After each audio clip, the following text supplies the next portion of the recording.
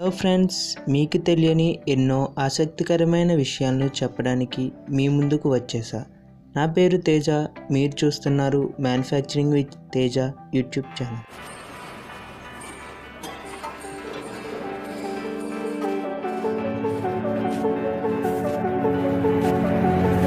Last వీడియోలో న్యాచురల్గా colours ఎలా తయారు చేస్తారో తెలుసుకున్నారు కదా. దానికి కంటిన్యూషన్గా ఈ వీడియోలో కెమికల్స్తో కలర్స్ ఎలా తయారు చేస్తారో చెప్పబోతున్నాను.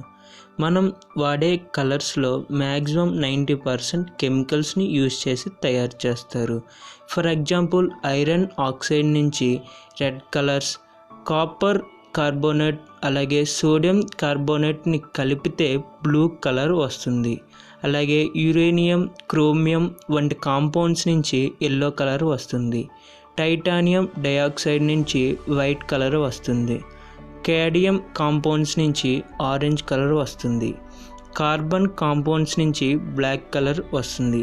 ఇలా ఒక్కో కలర్కి కొన్ని రకాల కెమికల్ కాంపౌండ్స్ని వేరే కెమికల్స్తో కాంబైన్ చేసి ఈ కెమికల్ కలర్స్ అనేవి తయారు చేస్తారు. కెమికల్ కలర్స్ తయారు చేయడానికి ముందుగా సెలెక్ట్ చేసిన కలర్కి దానికి కావలసిన కెమికల్ కాంపౌండ్స్ని తీసుకుంటారు.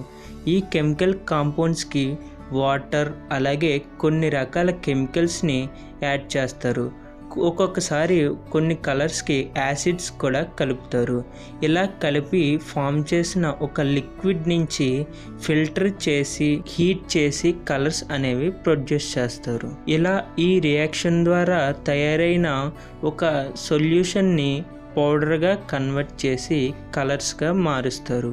ఈ కలర్స్ అనేవి చాలా డేంజర్.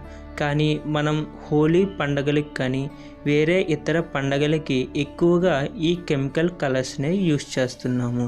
వీటిని ఎంత తక్కువగా యూస్ చేస్తే మనకి అంత మంచిది.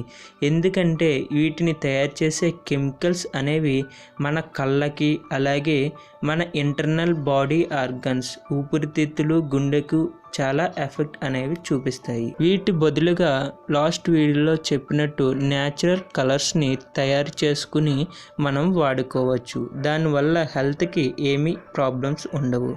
మరి ఈ వీడియో నచ్చినట్టయితే లైక్ చేయండి. మరిన్ని ఇంట్రెస్టింగ్ వీడియోస్ కోసం నా ఛానల్ని సబ్స్క్రైబ్ చేసుకోండి. Thanks for watching. మరో సరికొత్త టాపిక్తో మీ ముందుకు వస్తా. Bye friends.